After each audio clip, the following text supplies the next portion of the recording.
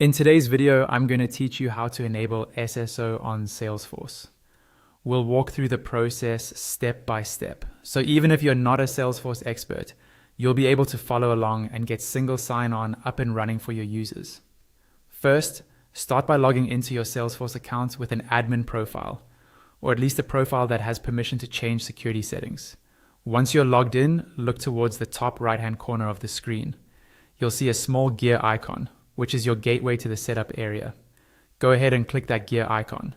From the drop-down that appears, choose the option that opens the advanced setup page. This will take you into the main Salesforce setup interface, which is where most configuration changes are made. It might look a bit overwhelming if you're new to it, but we're only going to use a small part of it today. On the left-hand side, you'll see a vertical panel with a search bar at the top. This search is very helpful because it lets you jump directly to what you need. Click into that search bar and type single sign-on settings. As you type, Salesforce will filter the results. Under the identity section, you should see an option called single sign-on settings.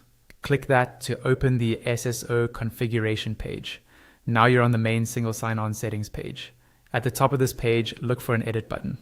Click edit to make changes. You'll see several options appear, and one of them will be a checkbox labeled SAML enabled.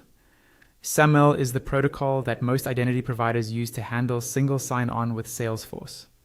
Check the box next to SAML enabled to turn it on. Once you've done that, scroll to the top or bottom of the section and click Save. Salesforce gives you save buttons in both places, and either one works the same way. After saving, SAML support is now enabled in your Salesforce org. The final step is to create a new SAML configuration.